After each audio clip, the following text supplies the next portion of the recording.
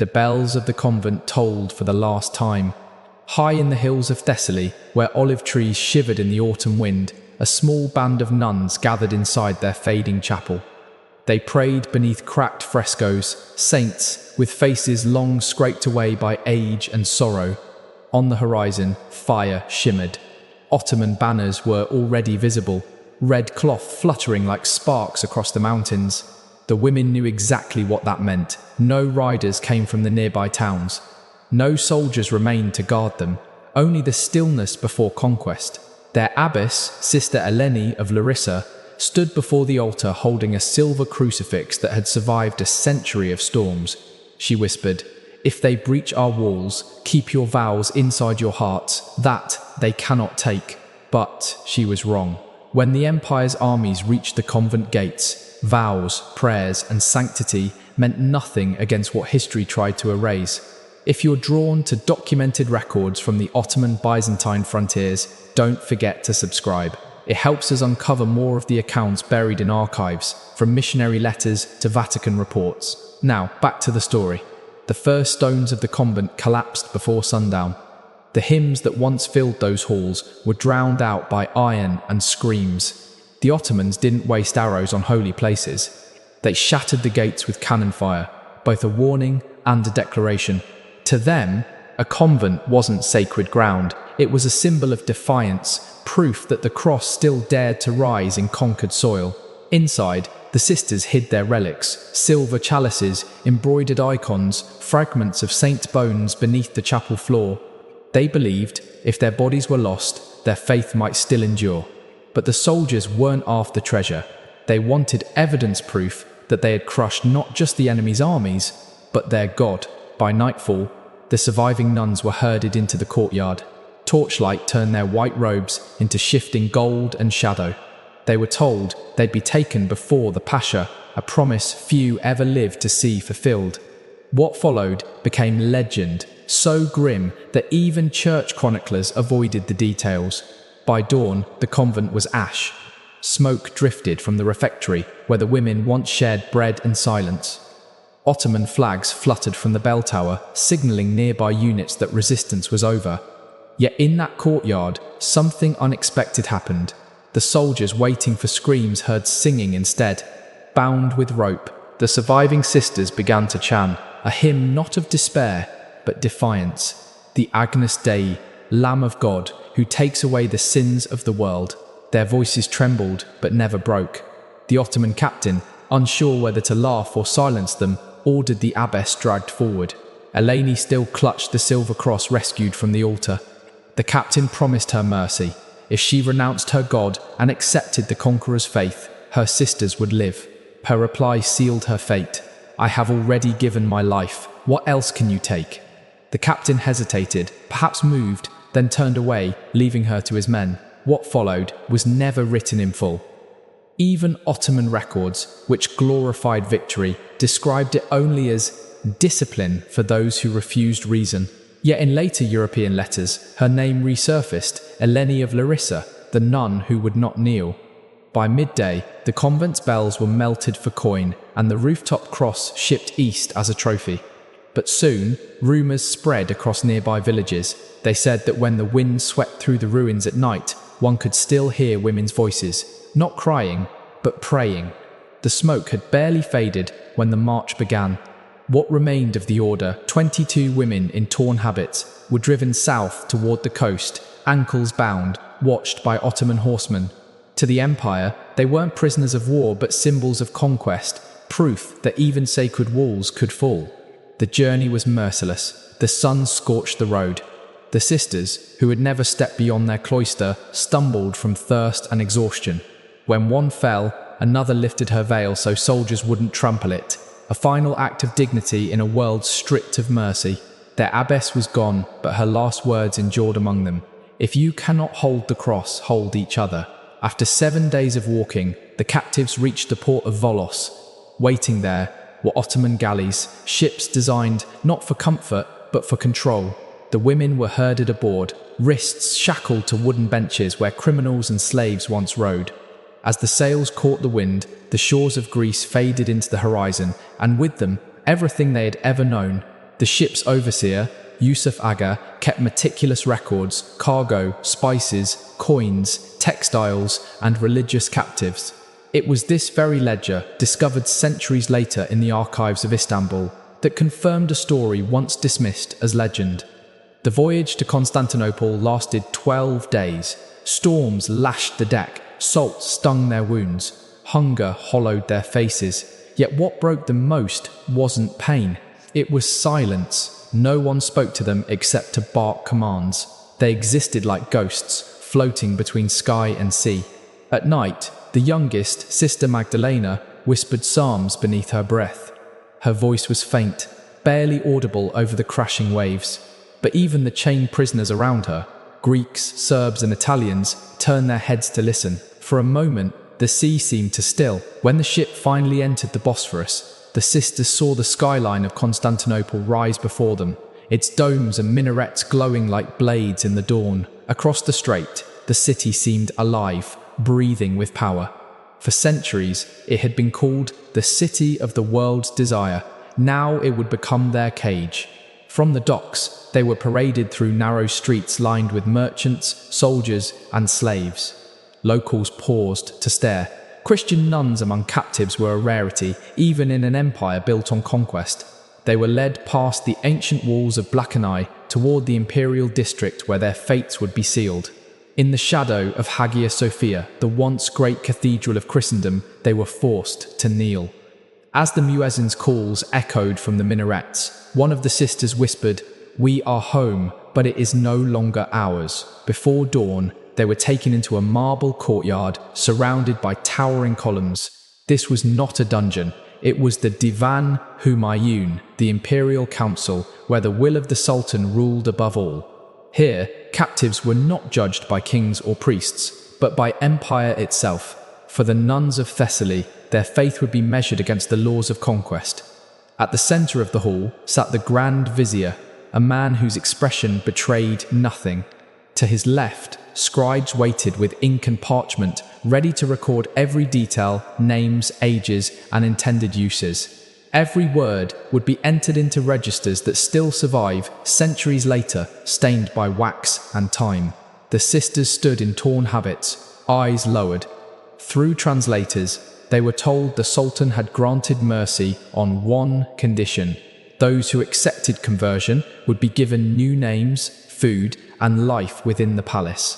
Those who refused would face the discipline of faith, a phrase that could mean imprisonment or disappearance. None spoke. Sister Magdalena trembled. She had seen what happened to other captives brought before the vizier. Greeks, Armenians, Slavs, all swallowed by the empire's silence. Before the guards could drag her forward, one of the elders, Sister Damaris, stepped out of line. She addressed the vizier not as a captive, but as someone who had lived long enough to watch empires rise and decay. "My lord," she said, "you may rename us, but you cannot rewrite the prayers we carry." The interpreter hesitated, unsure whether to translate such words. When he did, the vizier's face remained unreadable. Then he replied coldly, "Prayers fade when the tongue forgets how to speak them." With a motion of his hand, the sisters were dismissed, not to execution, but to the lower chambers of Topkapı Palace, where unclassified captives were kept. Some would call it mercy, others would later call it something far worse. Some were given a different kind of prison, one disguised as service. Beneath the palace gardens lay a labyrinth of stone halls sealed from the sun. Each chamber had a thin slit for light, barely enough to tell night from day. The nuns were strict of their habits, clothed in rough garments, and told they would now serve, cleaning floors, sewing garments, feeding fires for the upper chambers. It was meant to break them, to turn holiness into servitude. But the Ottomans underestimated them. These were women who had already lived under vows of silence and denial. Hunger, cold, and solitude were nothing new. For them, suffering was not punishment, it was devotion made real. Even in this subterranean prison, their discipline became armor. At night, they prayed in secret. One carved a cross into the clay wall with her fingernail. Another traced verses into the dust beneath her straw bed. They began counting days by the rhythm of the muezzin's call, not out of conversion, but as a defiant clock for faith that refused to die. Soon, whispers spread among the servants. There were stories of the Silent Sisters, foreign women buried beneath the palace who never spoke, never begged. Some called them cursed, others called them saints. Their silence echoed through the tunnels louder than prayer. Days bled into months. Their hands blistered from labor, washing linens, polishing brass, tending fires that gave heat to others, but none to them. Their names were forbidden. Each woman was given a number, a mark of ownership. The empire believed time and hunger would bend even the strongest faith. That was when the next stage began, a test disguised as mercy. First came kindness. Food, oil, and silks were sent to their quarters. Learned men from the palace came to speak gently, offering rest, peace, even small freedoms. "Your God and ours are not enemies," one imam said. "Take our tongue and you will be free." But they all understood what that freedom meant, erasing the memory of who they were. To forget was the one sin they could not commit. Sister Magdalena, once frail and trembling, began to rise as their strength. She whispered fragments of scripture remembered from their convent, verses half forgotten, reshaped into prayers that kept them alive. Even incomplete, the word endured. When persuasion failed, the masks came off.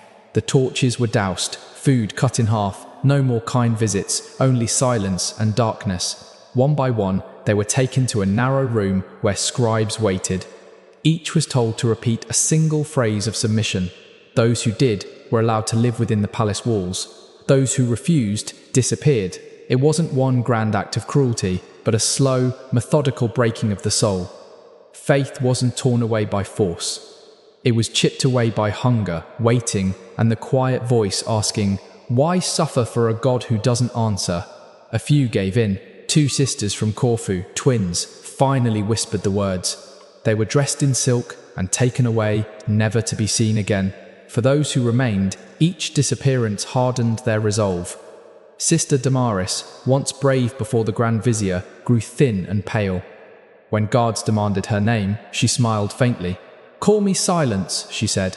Her defiance spread like contagion. From that moment, none of them spoke to their captors again. When questioned, they answered only with stillness, and in that stillness, they reclaimed what the empire thought it had taken: control. Official records mention them only in passing: foreign captives, unresponsive, unproductive. To the Ottomans, they were failed conversions. To history, they became something else: living proof that faith could survive where walls and chains could not. By the time spring returned to the palace gardens above, only 11 of the original 22 were still alive. The guards called them ghosts in rags. But the servants whispered of something stranger, that sometimes, deep in the night, faint voices could be heard beneath the palace, chanting in a language no one remembered but everyone feared. It was the same hymn they had sung as their convent burned. And within those forgotten corridors, where no sunlight reached, the survivors found something unexpected: an old, sealed archway buried in dust and stone. At first, it was a hiding place, but slowly it became something sacred. They used broken pottery for candle holders, a scrap of linen for an altar cloth. From a shard of a shattered mirror, they fashioned a crude cross. In this secret chapel, they gathered each night after the palace slept. No hymns, no sermons, only whispers. Each woman knelt and shared a memory, a home, a church bell, the warmth of bread before dawn. These memories became their new psalms, small offerings to a God who still listened in the dark. A Venetian prisoner once wrote of strange voices echoing beneath the harem, women singing in Latin to a god, not of this empire. For centuries, historians dismissed it as superstition, until, beneath the Topkapı ruins, archaeologists uncovered a small chamber lined with Christian carvings, silent proof that their prayers had never truly stopped, crosses scratched into the stone. A Latin phrase, half erased by time, lux in tenebris lucet. The light shines in the darkness. That small discovery changed everything. It proved these women had not simply vanished. They had left a mark, a silent revolt etched into the walls. Inside the hidden chapel, Sister Magdalena, once frail, now the center of their faith, began marking the walls with charcoal. Names could not be written openly, so she devised symbols instead. A bird for each sister still alive, a small flame for those who had been lost. Whenever a new bird failed to appear, it meant another had disappeared. The guards never uncovered the chapel, yet they began to notice subtle shifts in their captives. Despite the hunger, the cold, and the confinement, the women moved with a quiet, almost unnatural calm. The overseers labeled it madness. But the scribes observing them recorded something else entirely. They had discovered a strength not of this world.